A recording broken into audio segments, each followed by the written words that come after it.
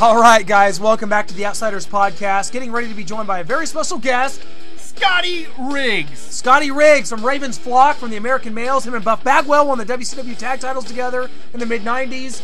I mean, what more can you say about this man? He wrestled Bill Goldberg, got more offense against him than maybe anybody other than Kevin Nash, who beat Bill Goldberg for the heavyweight title with a little help of Scott Hall, and the fact that he was the booker, booked to that own match, maybe booked the win. Hey, Scotty Riggs, of course, went down to ECW, man. Good friends with Rob Van Dam, had a good success down there too. So, without further ado, we're going to go ahead and bring him on, Scotty Riggs. All right, guys, on the Outsiders Podcast today, we have a very special guest, Scotty Antal, a.k.a. Scotty Riggs. Scotty, thanks so much for joining us today. How in the world are you doing, my man? Cannot complain. I mean, I'm sitting here chatting with you guys, and, you know, when it comes to shameless self-promotion, as Chris Jericho used to tell me, it's always a good thing when you get to talk about yourself. Oh, yeah, absolutely. So that's a good thing. Hey. Shameless self-promotion. Hey, absolutely true. And, Scotty, I just kind of want to start, you know, at the beginning of your career, because one guy I've always wanted to ask you about, you were trained by the Nightmare, Ted Allen. And I've always wanted to ask about this guy because he was pretty old school, right? I mean, kind of talk about how that went, because I've heard some stories about old Ted. Ted was, I mean, he was one of the most gifted guys when it came to psychology, because he was not a big guy. You know, he's maybe 5'8", 5'9", at the biggest, maybe around 205 pounds, but he knew how to work with big guys. He knew how to work with fast guys, slow guys. Didn't matter. I mean, and the influence Ted had on guys. I mean, he trained Arn Anderson, Big Boss Man, Tracy Smothers, who was Ranger Ross, referee Randy Anderson.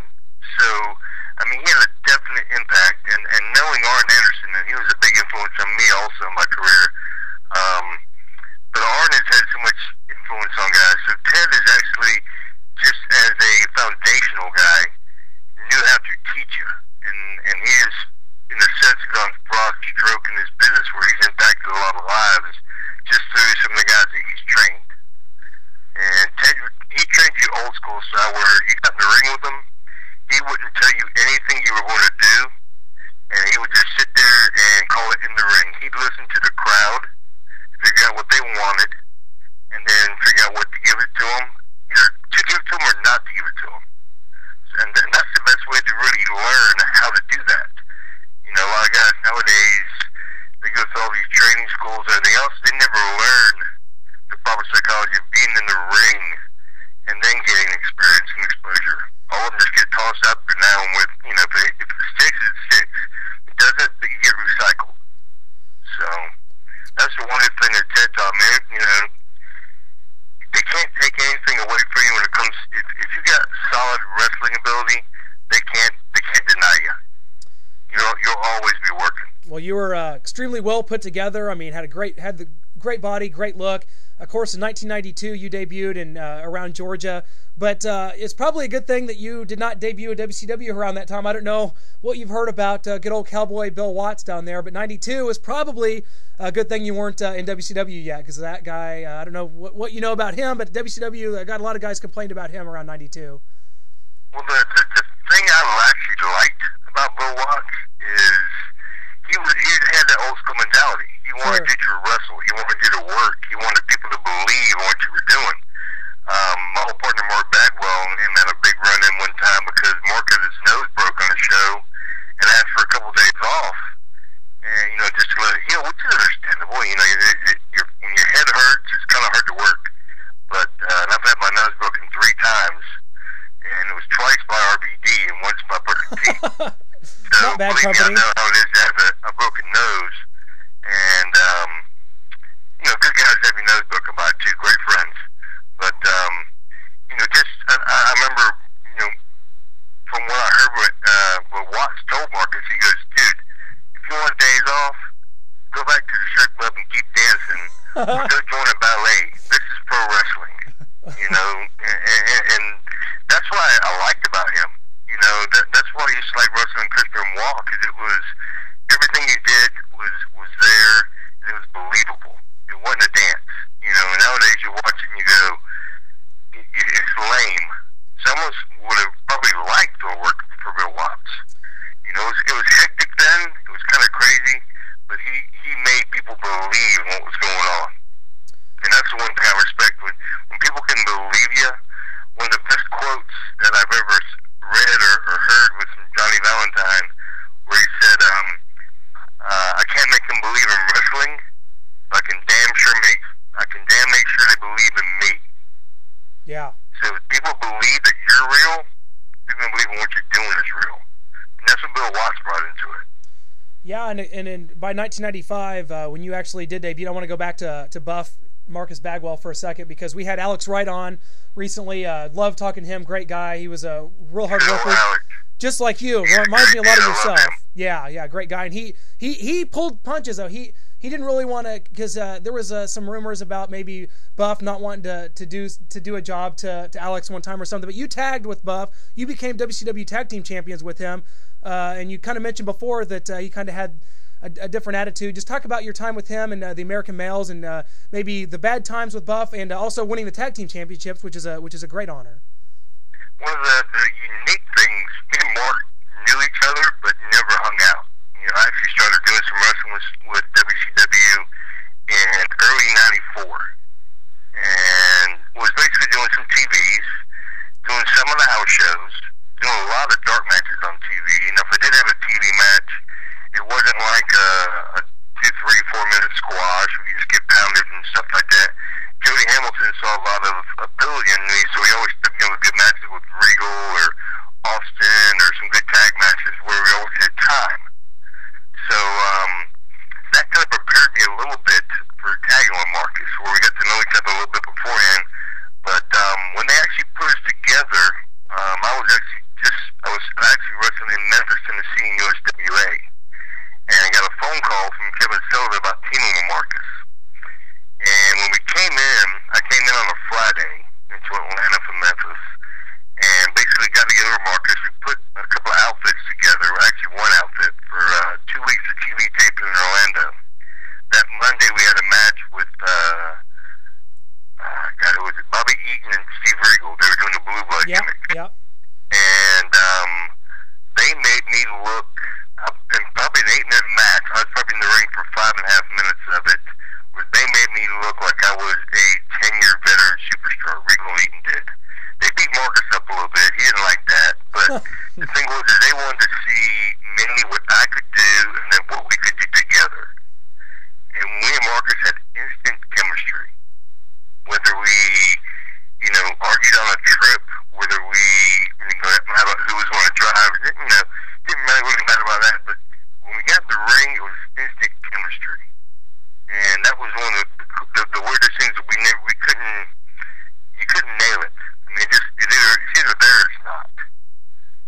So the one thing I give props to Marcus by is we always had great chemistry together, whether we were as a tag team or wrestling against each other.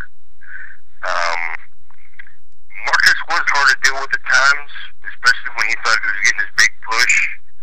Towards the end of my time in WCW, I had wrestled against him in some matches, and he was trying to be Sting, where he didn't want to sell a move, and he didn't want to sell a drop kick in a match, and he wanted to take it, pop up like Sting would. And I said, dude, no.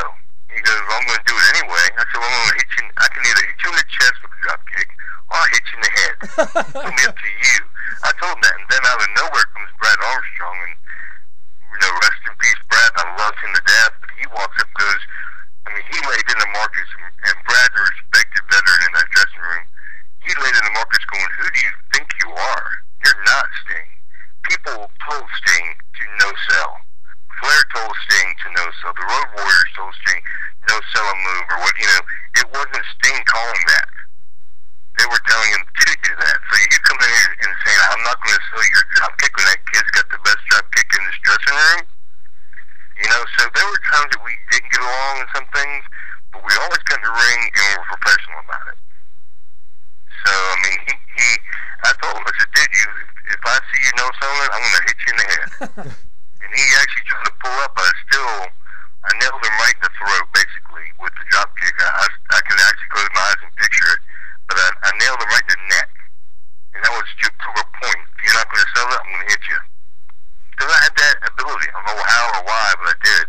I could take care of you, hit you in the chest. You know, if you pissed me off, I'm gonna hit you in the head. And that was just the way it was. I mean, I gave him his finish at Blockbuster at the pay-per-view, the sold-out pay-per-view. I came up with it. We were trying to put something together. We were in a hotel room in Cedar Rapids at the Four Seasons, and we were trying to put something together because they wanted something that was kind of high-flying, something off the top, and, you know, I knew you wanted to be like Rick Rude, so I said, how can we do a Rude Awakening off the top, you know, where you would end up basically like a neck breaker move, and that's how I came up with it, jumping off a bed in a hotel room. Wow. So, I mean, it's how we came up with it. And when we did it for the first time ever on pay-per-view live, and it worked. And even Marcus would tell you the only one who could ever really take his finish right was me, and it's because I came up with it. A lot of guys either, you know, don't step in close enough, they step in too close, they don't land right, they don't, so, you know, I knew how to take it because I came up with it. I gave it to them. So now a lot of people use it for a high spot, which is kind of funny, but hey, it works. Well, Bagwell ended up turning heel, turning on you, joining the NWO. I want to get your thoughts on that and the whole NWO movement. Well, I mean, when NWO first came around, it was great. If they would have kept it to a few WWF guys that were coming in like Savage and Henning and, you know, the maybe 4 to 7 group click guys that would have been the antagonistic heels. You know, they're trying to be cool heels, but they would have been the antagonistic heels that started off being, it would have worked out great with X-Pac and DiBiase and those guys. But, and then when they asked Marcus to do it, that was basically a favor that Kevin Nash was repaying Marcus for back when Nash was in the Oz gimmick and all the other stuff he was trying to do before he became Diesel, all the other stuff when he left. Marcus and him used to drive, and Kevin was making like $60 grand a year. Marcus was making $120 grand a year. So Marcus was able to pay for cars and stuff that Kevin wasn't able to pay for. So when Kevin came in, they were doing the NWO stick. He kept telling Marcus, "We're going to do this for you, bring you in, but we got to make this thing work right." And Marcus was actually supposed to. I think we were in Florida. I want to say Lakeland or something like that, where Marcus did the turn. I can't really remember, but Nash came in and said, you know, told him he was going to do it tonight. And Marcus was actually supposed to work with Steve Regal and put Regal over. And in a singles match, that got scrapped. They did the thing to turn Marcus. I actually supported it because Marcus has been, you know, I want to see Marcus succeed. He had been in the tag team forever and a day since he came in there with Patriot, with Too Cold, and everything else was just somebody else's gimmick, you know. Yeah. Whether it was coming out of Too Cold music and dancing to Too Cold music, or had to change to red, white, and blue to team with Patriot. And he finally was getting a chance to be a singles competitor with a strong group and be a heel for the first time in his career. I said, dude, let's make it work for you. Sure. You know, because I'm going to get a rub working against you. I'll be putting you over, which is not a big deal. You know, they give me a couple ideas they want to do with me afterwards. And I was like, dude, it's going to work for you. And I wanted to see, he's a friend, so I wanted to see him succeed. Problem was, he got messed up not messed up, but he got into the clique there, and it started getting watered down. He went from being a singles guy they did nothing with to making a second-tier tag team with Norton. Yeah. And so he fell right back into the mix again of not succeeding. And that was just a political part of it. He started, you know, complaining a little bit, but he was more of an upper dog than he was. And some of the guys got tired of it, and so the way they did it, they just kind of said, well, you know, you're with us, but you're a second-tier one of us. So it kind of hurt him a little bit. But it made him buff. That was a good thing. Well, and speaking of the NWO, well, one guy you did mention, of course, was Hulk Hogan, who came in '94, a little bit before you came into the company. And I just kind of want to get your thoughts on him. If you ever got to work with him, talk to him in the back, kind of always people talking about how he played a lot of politics in the back. Whatever, you know, it is what it is. He maybe earned that by this point in his career, but what were your thoughts on Hogan? And maybe he did do a lot of business for WCW. There's no doubting that. Well, back then, Hogan, honestly, I really didn't get to know him that well. He was, you know, he had his gimmick where he would come in when he wanted to. Sure. He would disappear because he had his own dressing room where they had beer, food, whatever he, and he just with a couple of guys, but mainly he was away from everybody else. Well, you had, your other guys, your other top guys, Sting and Luger and Bret Hart and Flair and all those other guys would always be around the boys. They were part of the team. Hogan was his own entity, did his own thing. He was friendly where he'd walk up, he knew who you were. He'd always walk up and go, Riggs, what's up? Shake my hand. But, we'd never have any small talk, never chit-chatted, and I never wrestled the guy, never really wanted to. I knew how a match would go with him, and I didn't want to have any part of it because it was lame. Yeah. And so it was. He did the same old, and yeah, drew money in a day, but when you're seeing a guy that's trying to relive his past, right now, when he brought in Piper, when he brought in Ultimate Warrior, and he kept bringing in all these guys and trying to do all these old feuds all over again, I sat back and went, that's a guy who just doesn't want to work. He's making a killer amount of money and doesn't want to work for it. So I just said he's lame and didn't even worry about him. He was not even a sweat on my brow. The only thing I hated about him, the politics he played, is when I was part of the flock, Hogan and Nash and Hall hated us because we were legit heels, the flock was. And they were trying to be heels, but they were being the cool heels. They wanted people to like them, but they wanted to be the bad guys. And we had legit heat with fans. We would sit there, they didn't like us sitting in the audience, but we did anyway. That was part of our thing.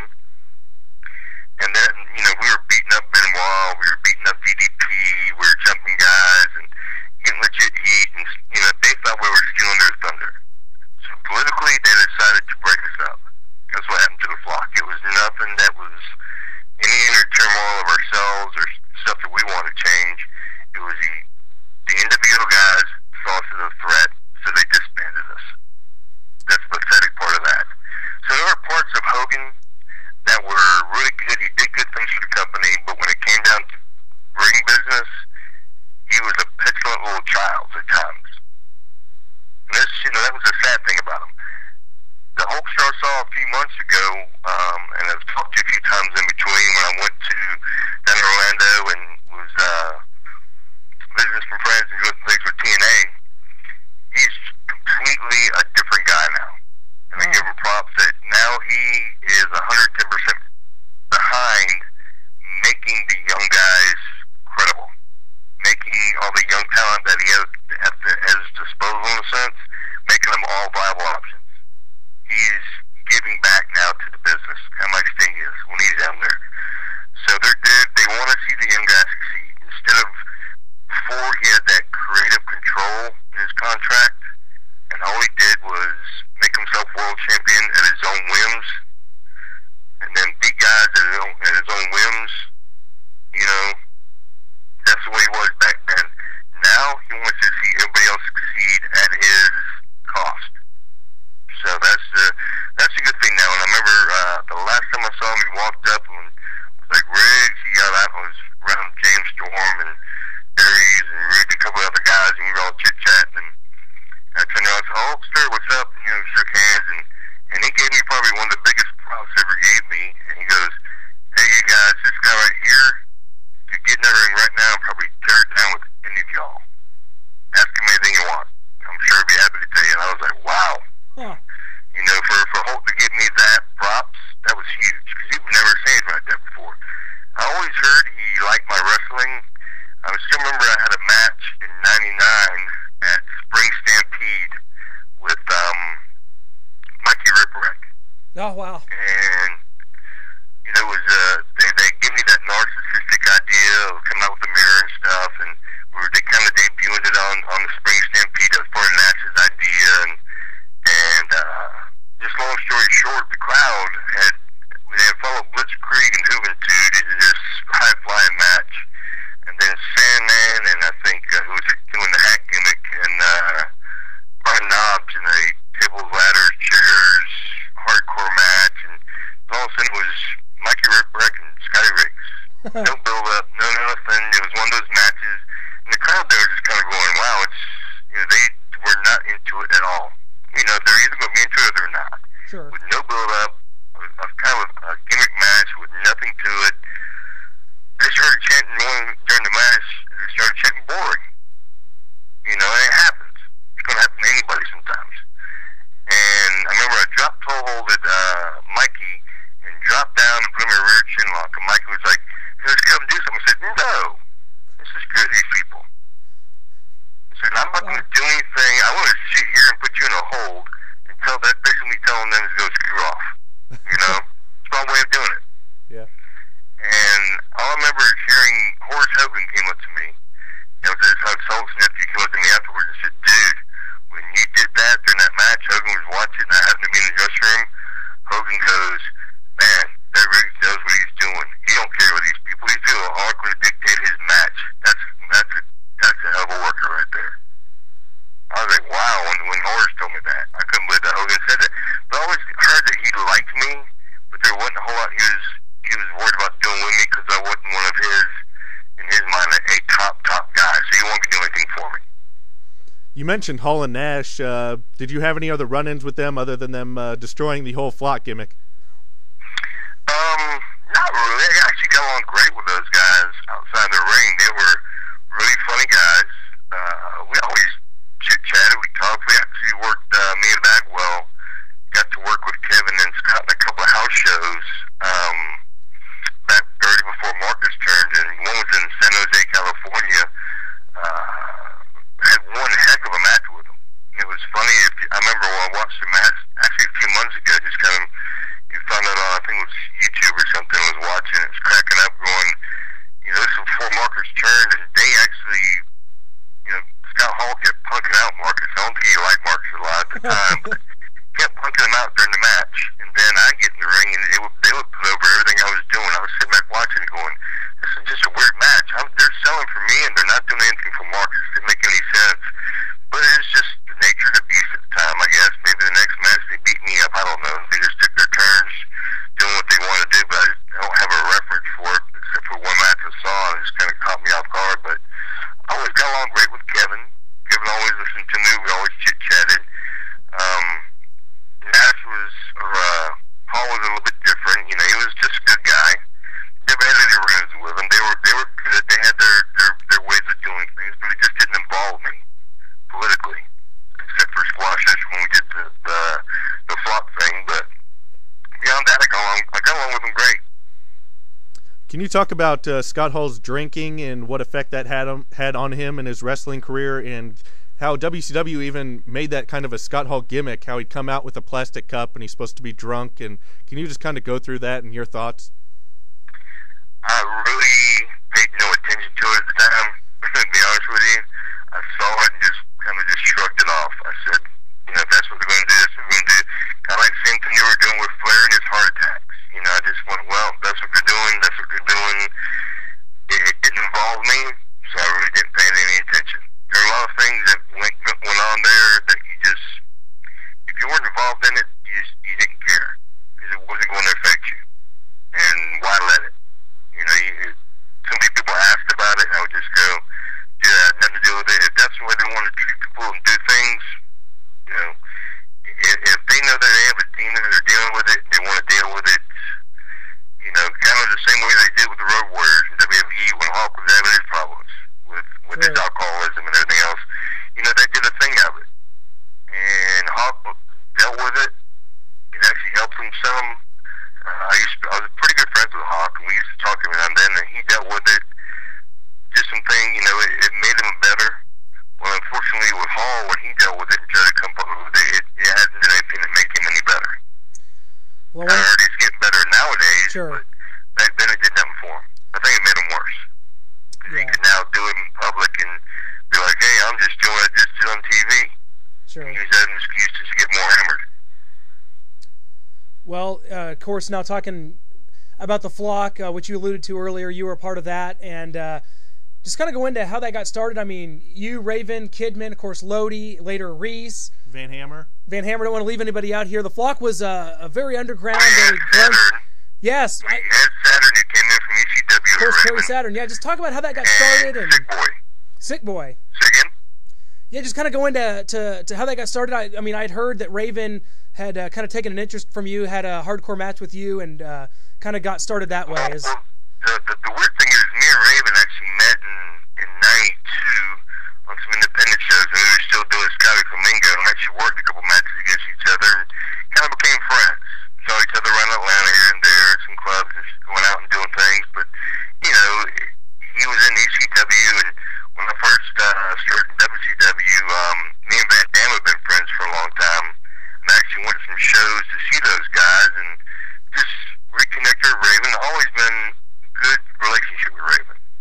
And when Raven came into WCW, he was kind of building his flock a little bit with, Saturn, and Sick Boy and Lodi, and then had Stevie Richards in there, and we had a dust up with Stevie where he acted an idiot in a couple of shows and actually beat him up on a house show, and Raven belittled him in the back of the house show. It was in Bethlehem, Pennsylvania, and this is when Stevie was doing the mic work and everything else for Raven.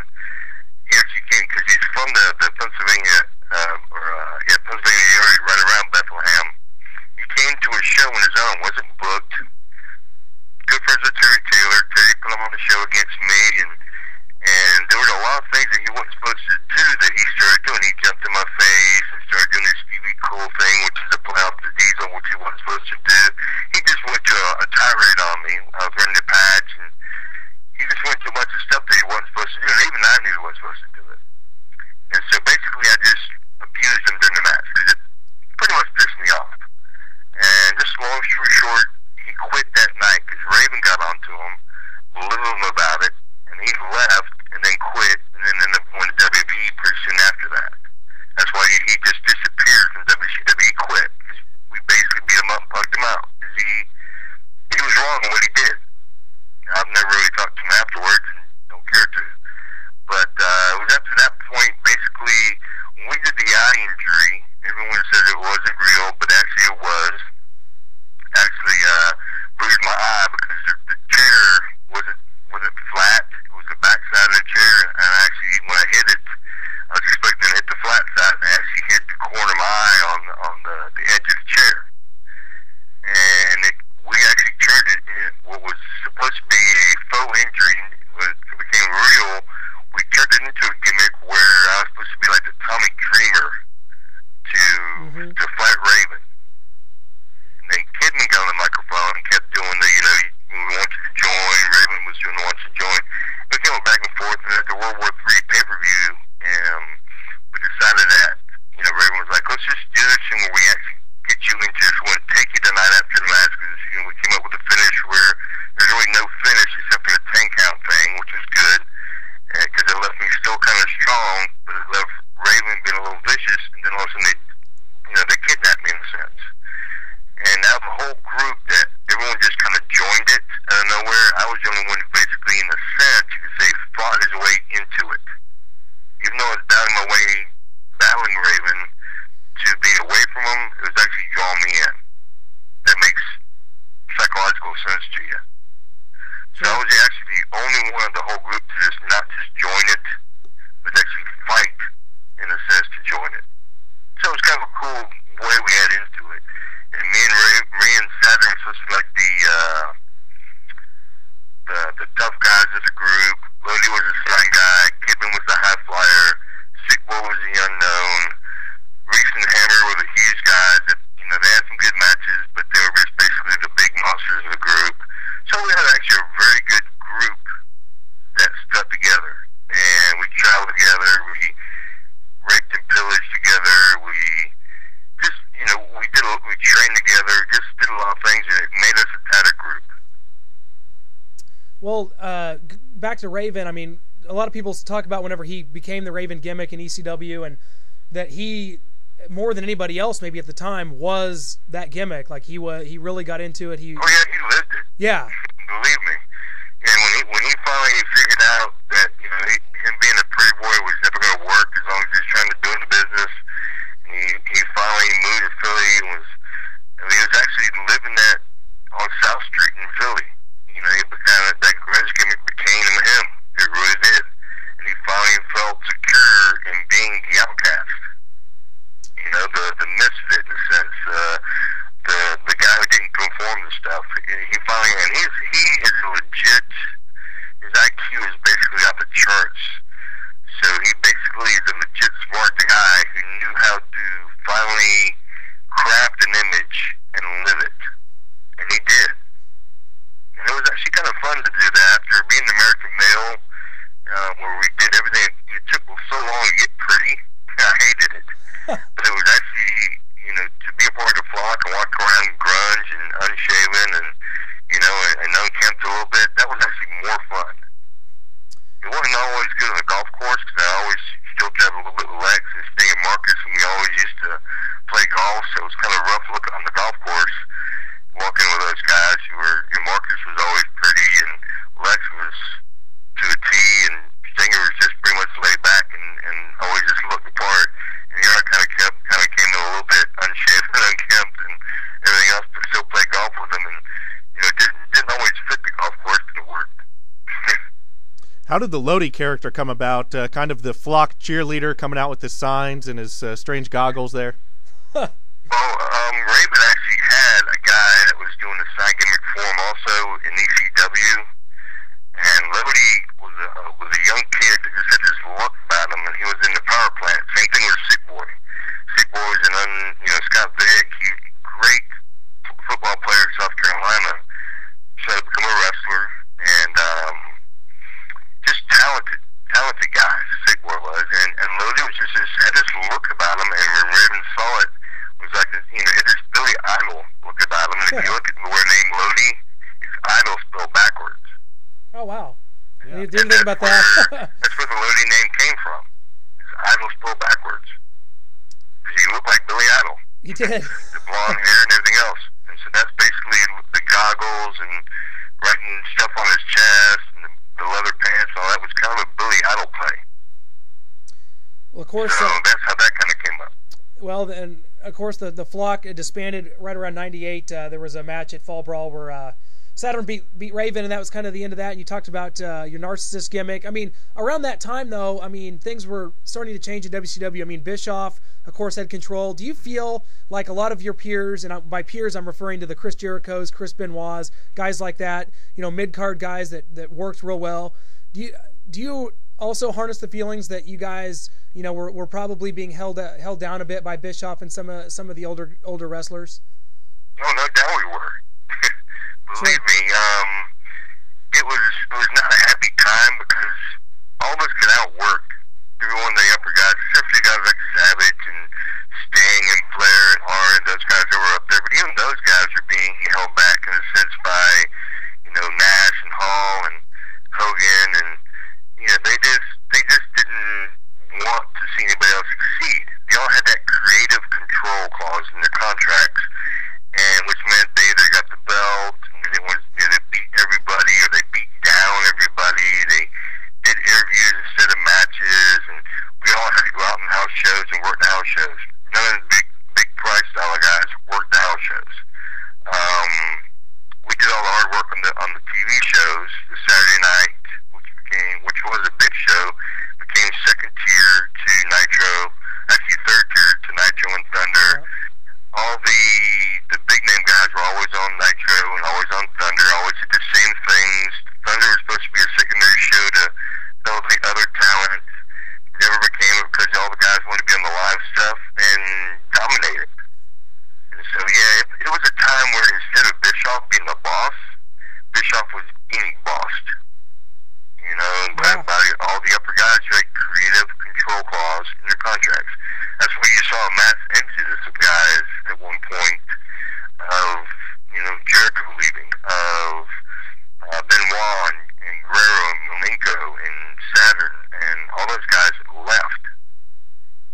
They didn't want to be there, and they went to New York and became upper tier guys.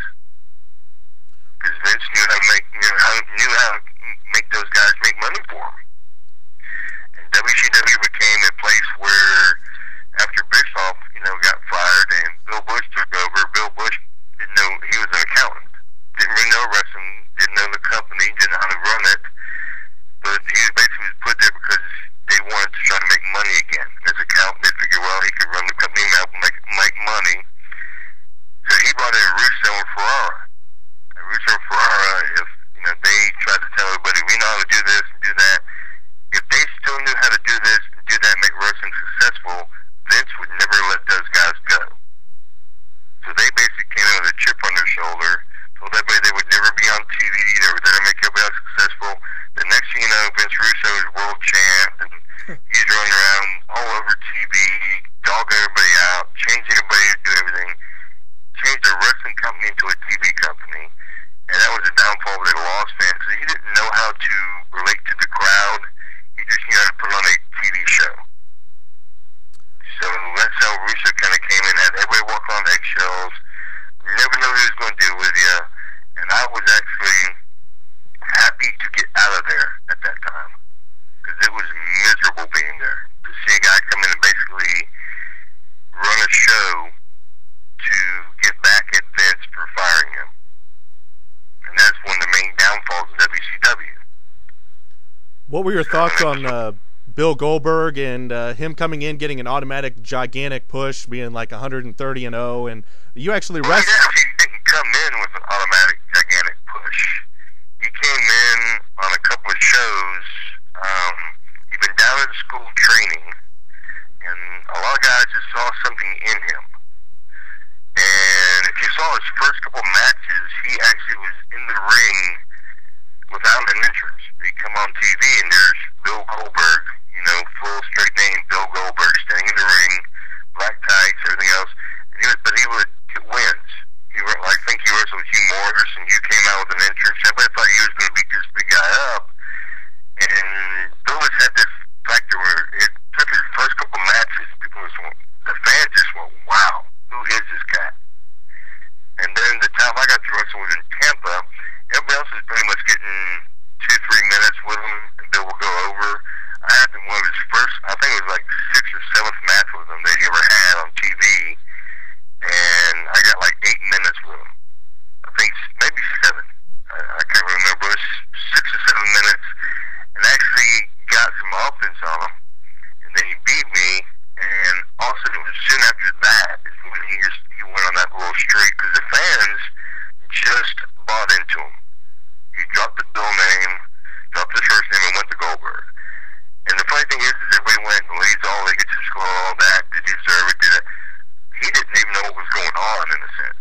He was getting help by Stinger and Lex, and Nash was helping him some, and he always asked me for advice. He wasn't sure what to do here, what to do there, and just to see him reach out, and he did things that a lot of people didn't understand, and people were doing things with him that people didn't understand, but the fans bought into him. And that's a rarity. As hard as they're pushing like that cat now, Ryback into people, when Ryback first came up, the fans automatically were chanting Goldberg, because they knew he was being recycled as a Goldberg persona. And so the fans knew that, and that's the ultimate respect of the fans after 10 years. I think it has been 10 years since Bill's actually been in the ring, something like that, maybe 7 years. But, after all that time, the generation of fans has changed over, but they still gave respect by chanting Goldberg. I mean, that's how over he still is, and how relevant he still can be today. That's how good he was. And just to see him still in the back, be humble. I talk to Bill every couple months, and I give him a call, or he calls me, and we're just good friends, and we keep in contact, and always have been. And he's just a big-hearted guy. Didn't always understand the business side of wrestling, didn't always understand what was going on, didn't really play politics, did what he needed to do, he was given a lot of things, but he also wanted to succeed in what he was doing. Well, I give him props for what he did. I don't resent anything. He came along at the right time. Sure. Well, we just actually watched the match, you and Goldberg from that Nitro, and it looked like he dropped you on your stomach on the guardrail, which is kind of dangerous. And like, well, actually, that wasn't, that wasn't his fault. I was actually, he meant to drop me, but as strong as he was, and I was weighing about 220 at the time when he caught me. He pushed me up. He didn't, he meant to just drop me where I land with my feet first, but it happens. I just flew a little bit for him. He was stronger than an ox back then. Sure, yeah. He wasn't hurt yet. He had no injury. toss me. He tossed me, you know, and basically just bruised my pelvis area just because it hit that guardrail. There's no give on that. There's more give than me. And Bill was, you know, as soon as I came to the curtain afterwards, Bill was the first one there too. "You okay?" I'm sorry, man. And he knew what happened in a sense. He knew that, you know, it was just a slip up. I didn't feel any, you know, I was like, "Dude, I'm fine. I'll be all right. I'm going to be sore. It's going to hurt." He's like, he was so apologetic. That's just the way Bill was. Bill didn't want to hurt anybody. Everybody thought that tackle killed me and his spear. But I played college football, so I knew how to be tackled. When I knew it was coming, it was like you basically you bend over and you exhale. Yeah. No way, don't kill you, because I knew it was going to hit me. But he didn't hurt me. You know, everybody was asking me afterwards how bad that hurt. I'm like, dude, it was like getting hit with a feather pillow. He knew what he was doing, and I knew how to take it. It's simple. Remember Glacier was wrestling them. Sure. Glacier asked me how to take it. I said, "Dude, you played football. You know, you played if I lost a state, Glacier did. And he played on the line." I said, "You didn't get tackled that much, but dude, it's like anything else. When you get hit, bend and exhale. That's all you got to do." And he even looked at me afterwards. Glacier was like, "Dude, I'm glad you told me how to take it, because otherwise it probably wouldn't have killed me." Yeah. And some people tighten up and they don't know what to do. Just be an athlete and know what's coming. To me, it's simple.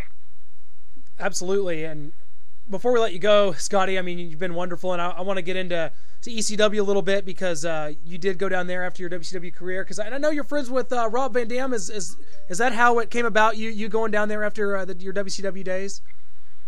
Actually, I mean, it was I'd become friends pretty well with Rob back in '92, '93. We worked in the independents together for a while, and we wrestled against each other. We wrestled the team for a guy named Greg Price. He ran Stathlonic Pro, which was all over the Carolinas, Virginia, Georgia, and Tennessee.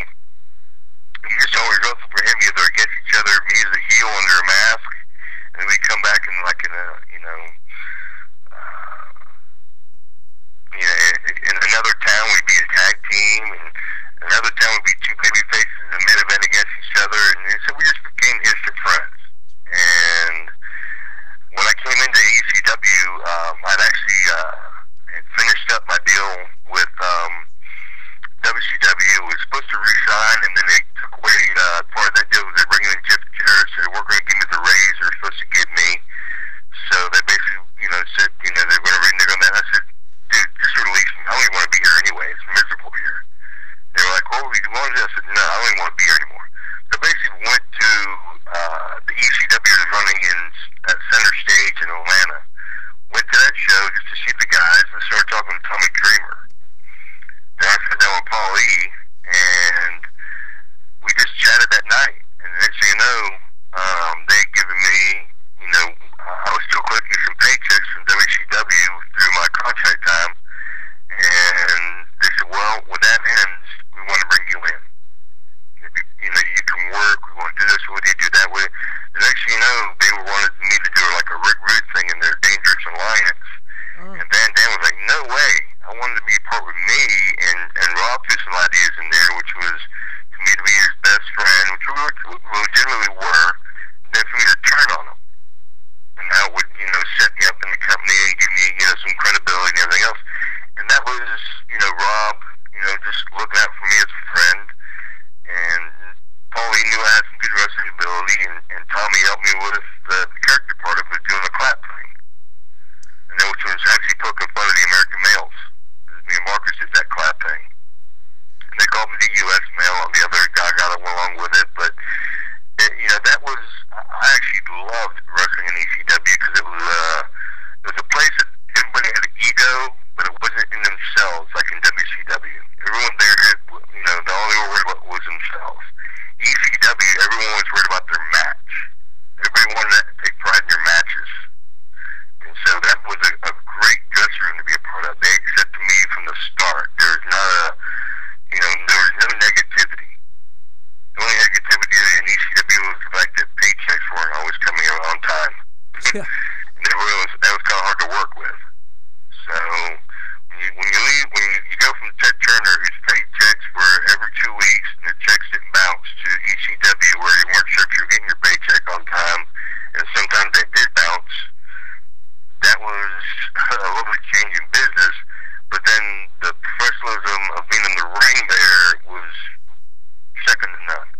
loved it being there. And I got to ask you about, speaking of great performances, I mean, one of my favorites of all time, Rob Van Dam, some of the work he did in ECW from 95 up through his injuries in the early 2000s, stuff I've never seen, his matches with Jerry Lynn, Taz, and Sabu. I mean, absolutely impeccable. You know him better than anyone. I mean, how was he able to keep up that style? And really, for what he was, his injuries were limited. I mean, he was flying all over the place and barely got injured. In fact, he used his Van Terminator for the first time on you, and was that one of the broken noses for you?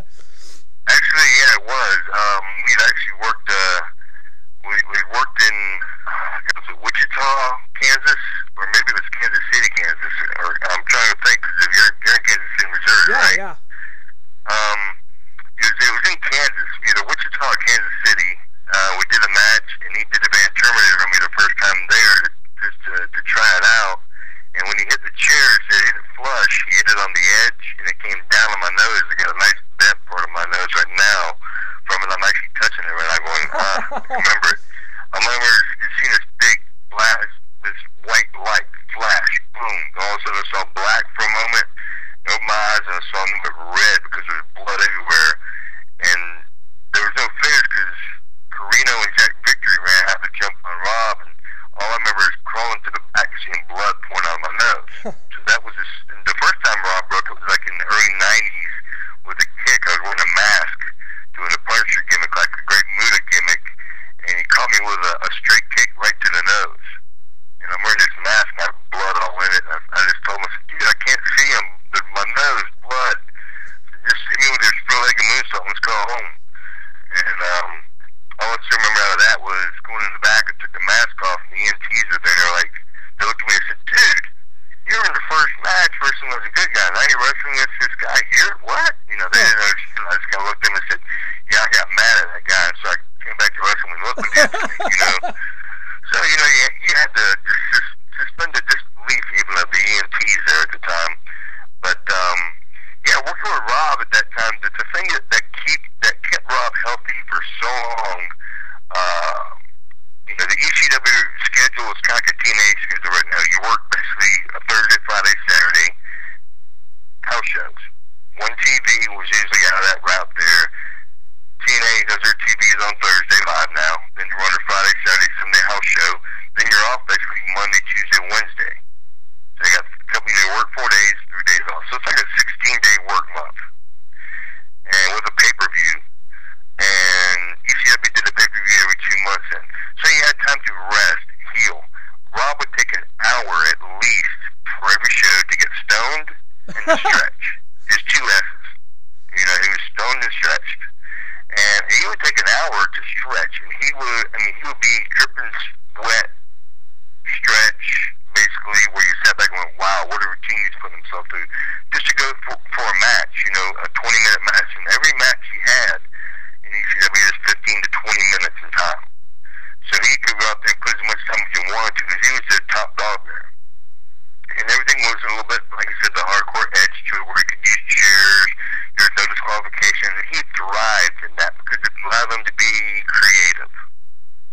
You know, that's one thing. Now, if in TNA, with the X division, he's a champion now, with Impact, if they would make that like a no disqualification division where every match, he would thrive even more. He's limited by not being able to use chairs and some of the stuff that people want to see him do.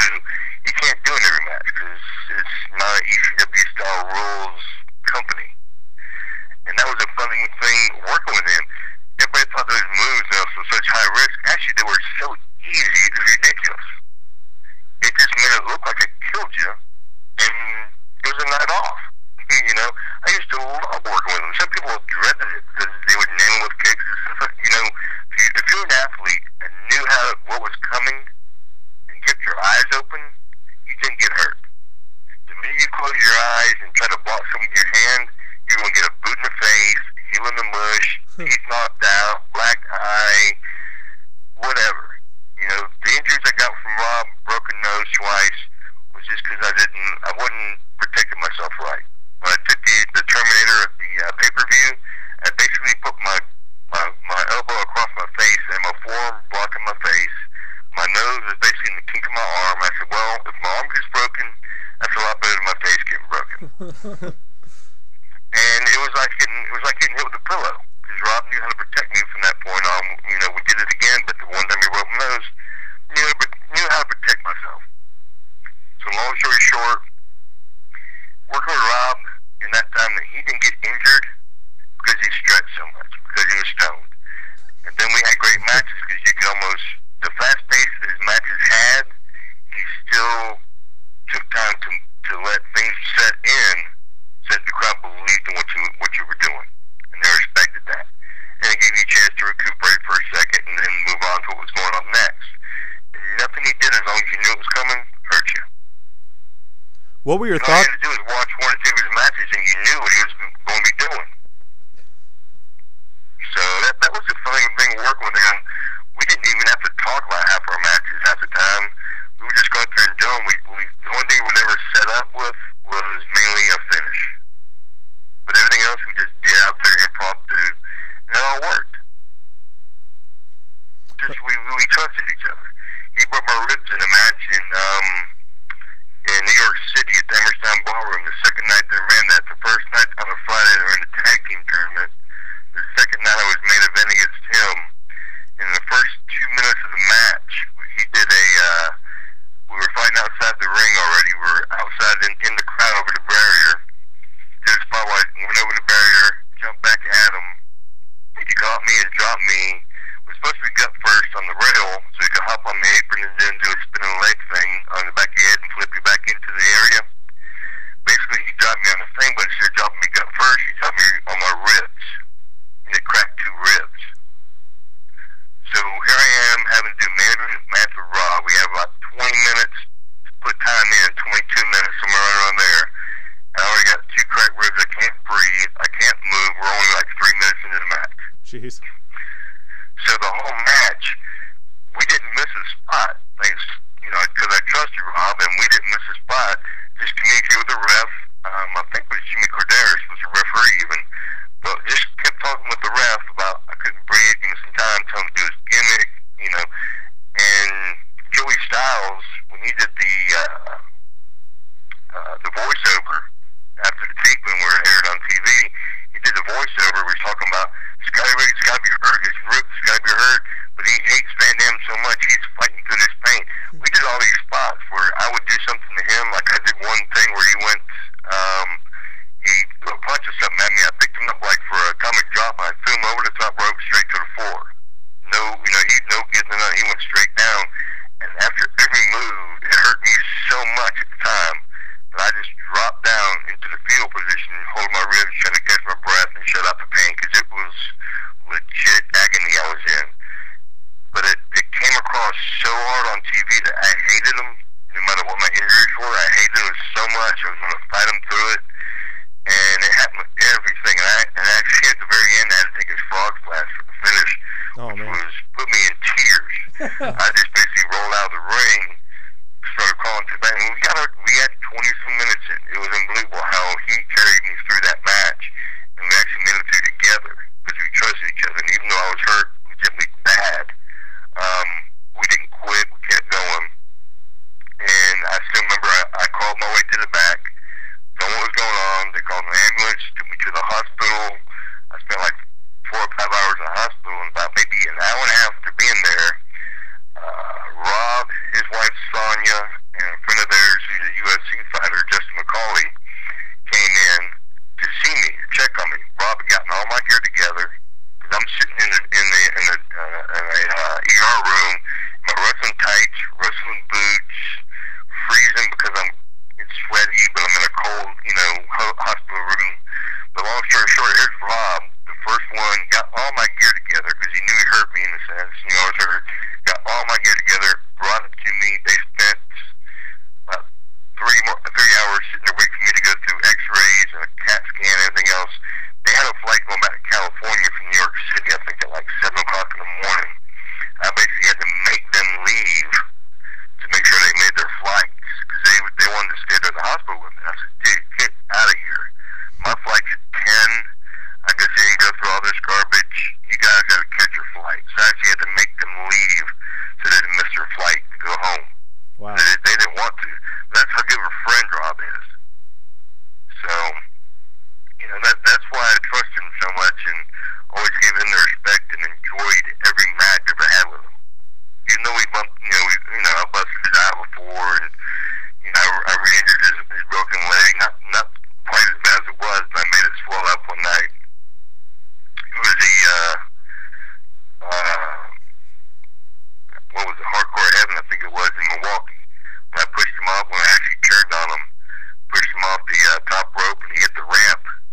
The only corner that, he had one corner he could go to where everything would be safe that we had it set up, and he went to the one wrong corner. Where I pushed him off, the one he could go into was the ramp. I was like, Rob, you idiot. But it was in the nature of the beast. He hit his leg on the ramp, it swelled up on him, but it didn't re-break, it just swelled up. And, we always trusted each other, but we always used to beat the crap out of each other, too. So, good times. I want to get your like that, who needs enemies? I want to get your thoughts and feelings when you heard the news that WCW was closing down and would be gone forever. That was sad, basically. I mean, it was because I just knew there were so many guys that were going to be without work. Vince was going to take what he wanted. He was going to rape and pillage the company. Wasn't going to keep everybody. It was going, there was 180 some. When I started under my contract, I was number 49 to get a contract in WCW. And by the time I left there at the end of '99, beginning of 2000, there was 197 people, including Nitro girls, referees, wrestlers, managers, everything you think of that were under contract. And I knew that out of 200 people, there was no way he was going to keep all those people under any type of contract. And just to see such a company with such a rich history just disappear, it was sad. But the thing was, it was bound to happen because of just all the mistakes that the bosses that were there made. They gave everybody anything they wanted, and especially with the $1 million paychecks, these guys who weren't even working. They didn't do house shows. And these guys were making millions of dollars. They did the live shows, they did pay-per-views, and they all had creative control, that clause in their contracts, which basically sucked. Yeah. So, but just to see that company, that I was proud to be a part of, grew up watching, just disappear. Just sad. And it wasn't the company's fault. It was a little bit of the business side of wrestling, where you had the AOL and Time Warner merger. AOL had no clue of how to run a company because they were suits and ties. They basically made, the Hawks go away from under the umbrella of the company. They made wrestling go away. They didn't understand it. They just thought it was garbage. They got rid of it. That was part of the reason it had its downfall. But then again, if they had not seen all these $1 million contracts and all these losses and everything, that, wasn't all under Bischoff. Bischoff actually helped try to revive the company, made the company viable for the first time. When he left, and Russo, when those guys took over, is really when those guys ran away wrestling fans. Because they tried to make WWE light. Absolutely. Basically.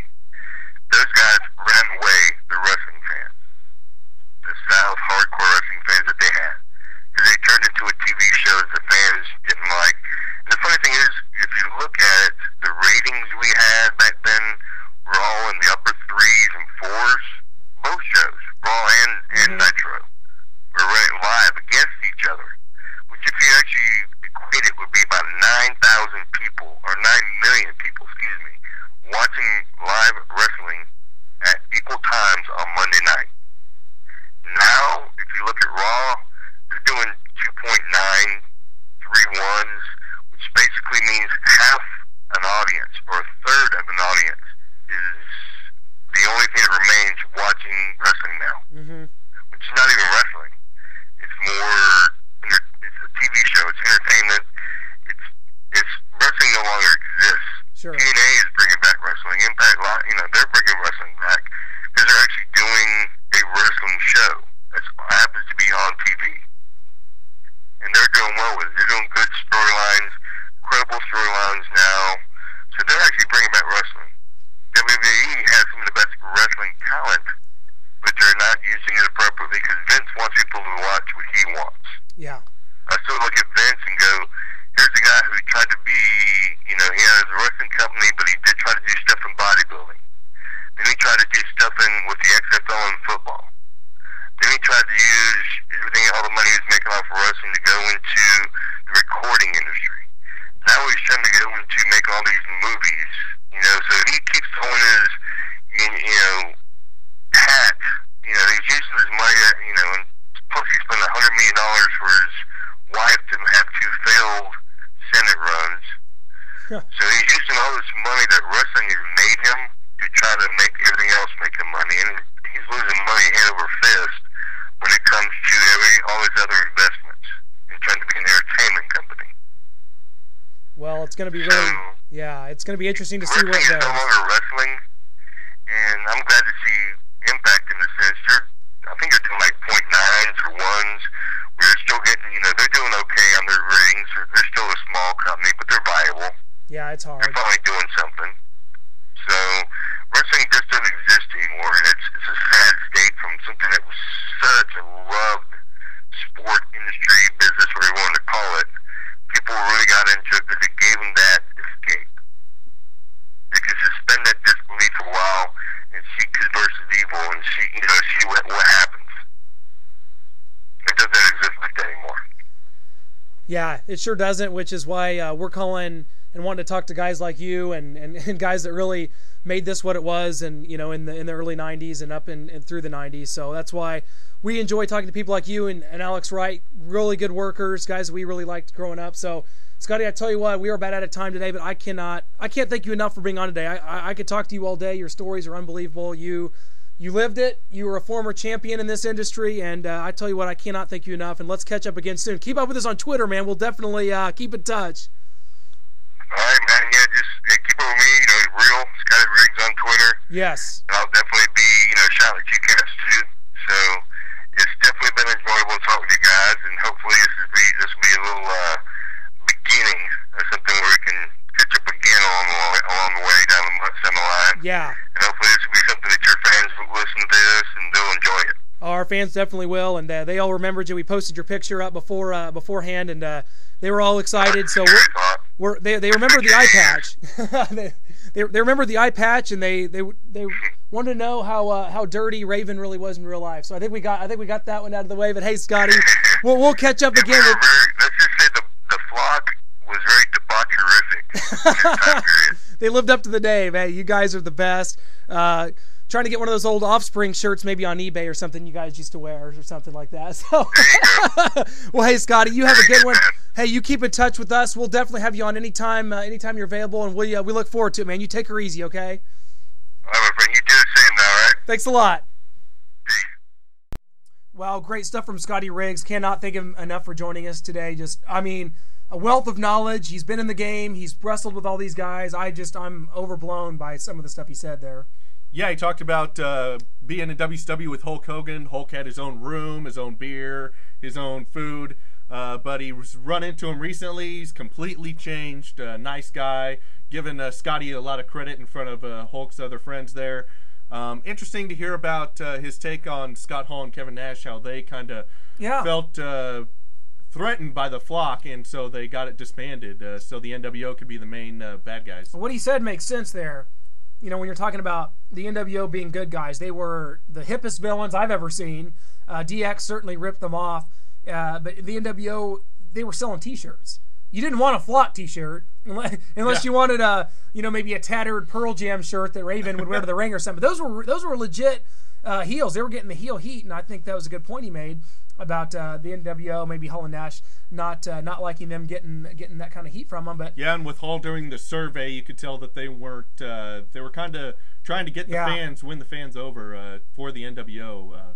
And I think it got watered down. He said, he thought it should have been kept to 4 to 7 members, and I agree with that. Definitely. I mean, and I think Buff Bagwell Sting and Luger and Jarrett. I mean, that was far. Interesting about Buff Bagwell getting the rub though from Kevin Nash. I did not know that. And the fact that Kevin Nash ever was making less money than Buff Bagwell is befuddling to me. Yeah, I have no idea. Even when he's Oz, I'm still giving him $4 million. He had the Grand Wizard, which was played by Kevin Sullivan, that would come to the ring with him. I mean, it was because Turner had bought the rights to the Wizard of Oz, and they were, they were bringing in this character of Oz, like, because they were going to play on TBS, they were going to play the movie Wizard of Oz. So that's kind of an interesting thing about that. Another thing about Scott Hall I wanted to touch on was I brought up his drinking problems, and Scotty said he didn't really agree with the fact that they were bringing his drinking on the show, having him come out in matches with the plastic cup, but it wasn't his place, it wasn't his deal, so he didn't let it bother him. Whatever they're going to do, they're going to do. Well, that was his take on a lot of things. It seemed like he was a guy that stayed out of it, had his buddies in the locker room that he could trust, but really didn't get into the drama like a lot of the guys do. And Alex Wright, who we've had on the show before too, was the same way.